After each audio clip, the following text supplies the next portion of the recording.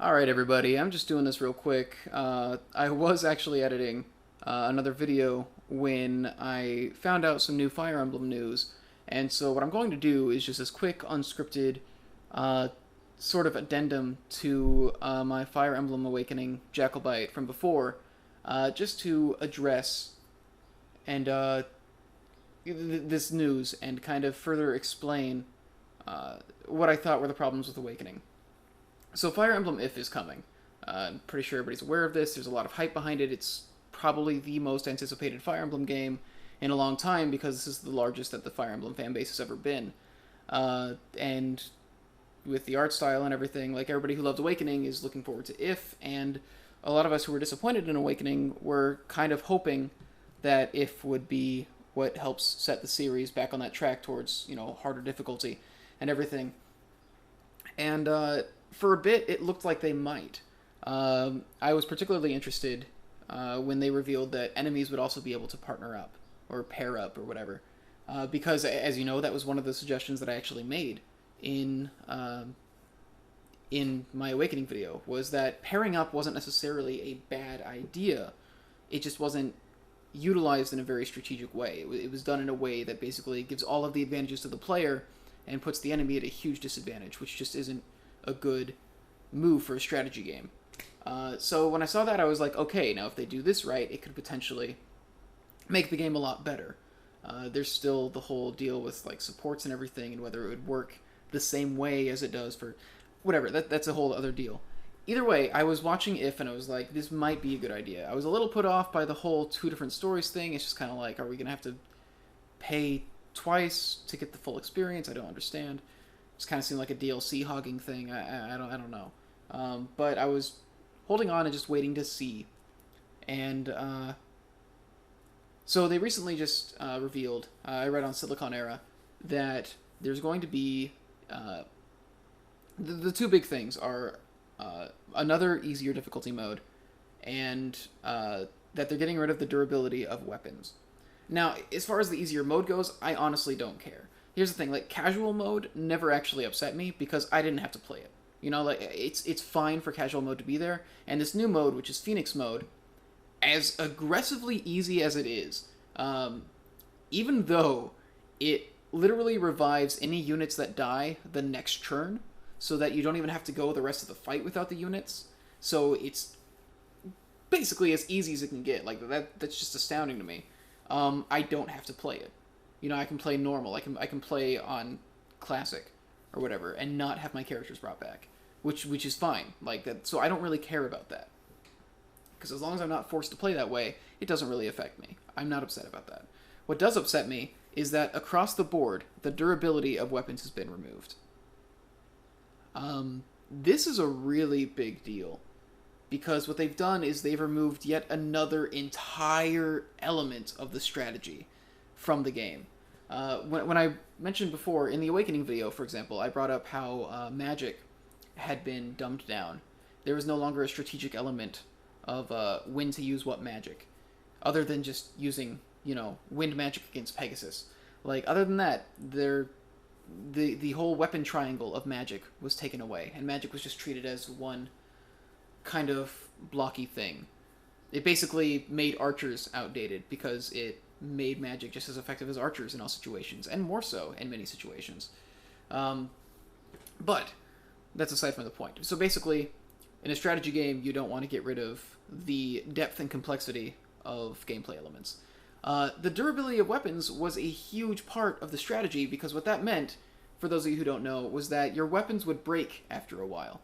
And what was great about this was that weapons that weren't very good, like your bronze swords, your really weak weapons, had a lot of durability. They were made out of, like, clunkier materials, I guess, is the reasoning behind it, where they're sturdier but they're less effective, which is fine. It's a balancing thing. It's like, well, it basically says, hey, you should use as weak a weapon as you can in this situation, so that you can save your strong weapons for later, because when they run out of durability, they break, and you can't use that weapon anymore. You have to go get a new one, or you can get like a hammer and staff that would repair it, but the hammer and staff can only be used 3 times before it breaks. So it's like this really this really complex strategic thing where it's like, yeah, manage your resources.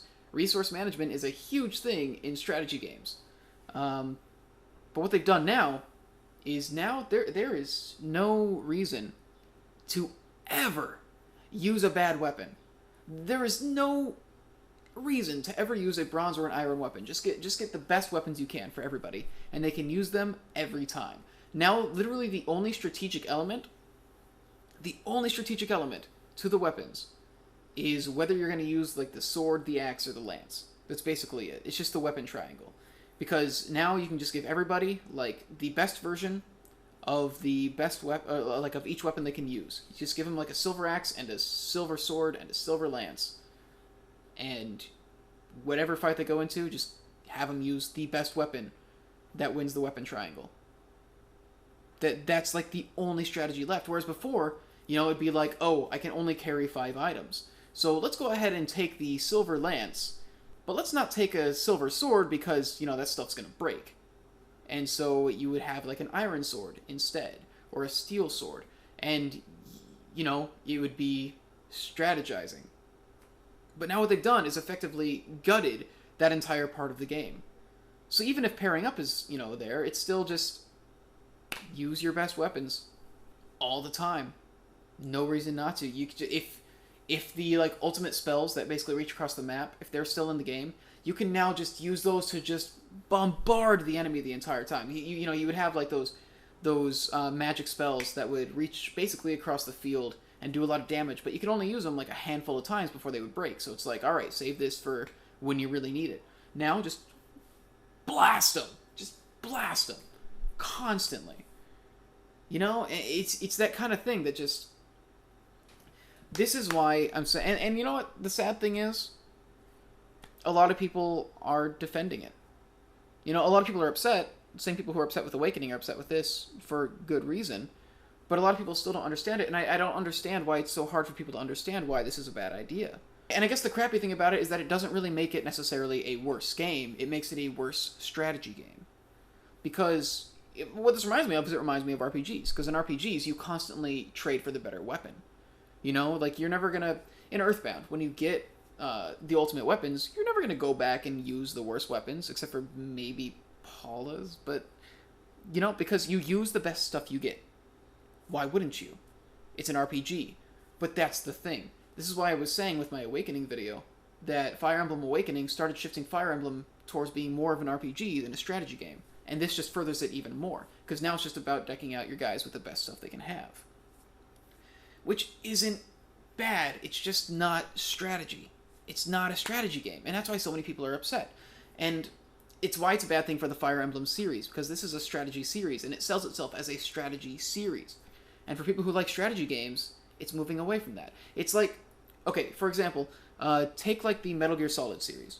But a lot of people don't like it because of the stealth gameplay. It just doesn't appeal to a lot of people, which I understand. It's okay to not like Metal Gear Solid. It's a very particular taste. A lot of people do like it because it sticks to its guns and it does stealth.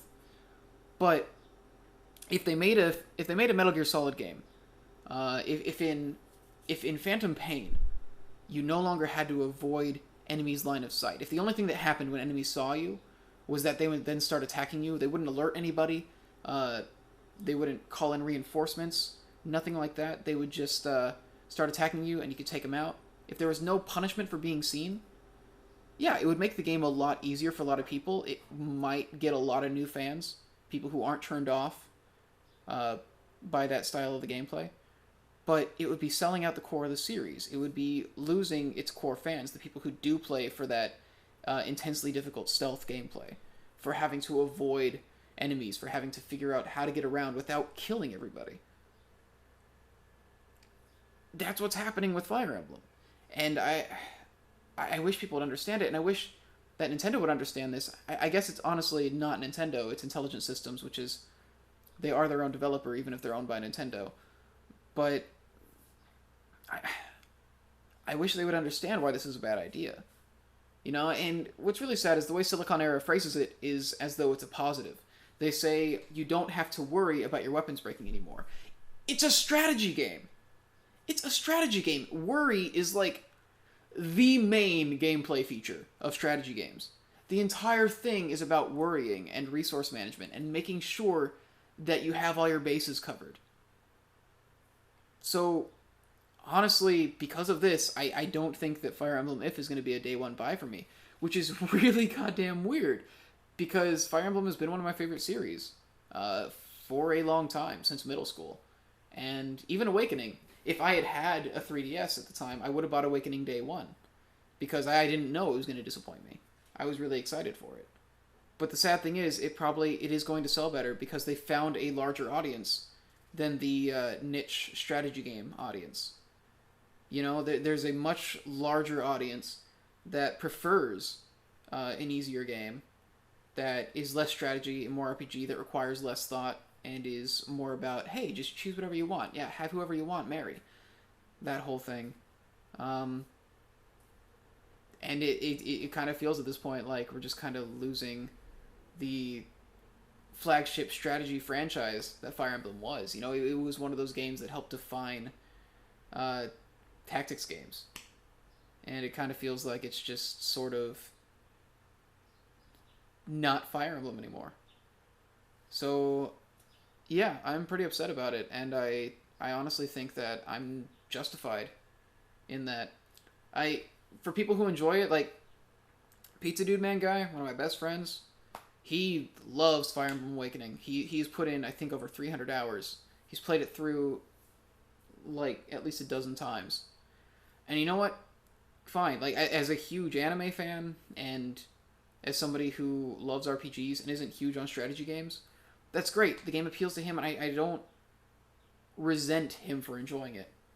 But I wish that that audience was being reached without alienating the strategy audience that has basically kept Fire Emblem alive all these years, and that has, you know, that core group of people who has been playing every game as they came out and who loves it and, you know, just sort of loves this series. It kind of stinks to be watching it just change drastically. Um, yeah, like it would be like a Zelda game that cuts out dungeons, you know, or like trying to think of another analogy. Like I'm trying to think of other ways to relate this so that people will understand why this is a bad thing. Instead, everybody, you know, keeps saying that you know, like I've seen there are people who were complaining in the comments on Silicon Era that like, why are you getting rid of the durability? That's a terrible idea. And they're like, yeah, I don't have to play Phoenix mode. Like that's basically the thing is, unlike most internet outrage, where people get upset because a balance in a game is changed or something. Um, a lot of times I think that's out of proportion and it's people being ridiculous, you know, making death threats because I think it was Black Ops, one of the Call of Duty games, like the guns were underpowered or something. So that sort of thing, like I usually think is ridiculous. But this is like one of the first times where I've seen kind of a backlash against a developer for an announcement they've made in a game where all of the critiques have actually been well typed out and well thought out and with no like grammar mistakes or anything, where they're just like, no, this is actually like a bad idea. Like, why are you doing this? So I don't know. I've already gone on for almost 15 minutes at this point, so I'm going to go ahead and cut it off. I think I've said everything I need to say, and I hope that you guys kind of see where I'm coming from. It's not because like I'm legitimately not upset that more people like it and that it's selling better. It's not a hipster thing where I'm pissed off because other people like it now. Because I like a lot of things that people like. I'm so hardcore on the hype train for Splatoon. I do feel alienated. I feel like the series is not made for me anymore. Which stinks to have that happen to one of your favorite franchises. It was easier with Pokemon. It was easier for me to just, like, with Pokemon, just go, like, yeah, you know what? They don't really do things that I like anymore. That's fine. Whatever. But, like, Fire Emblem as a series has just kind of, like, been one of my mainstays. And it's been one of, like, the games that I talk about the most. And so it really stinks. So I'm gonna go now. I went on even longer. So leave your comments below. I'll try to respond to things. And I usually do. It's not like I can afford to trim my nose up at people wanting to respond to my videos. Alright, see ya.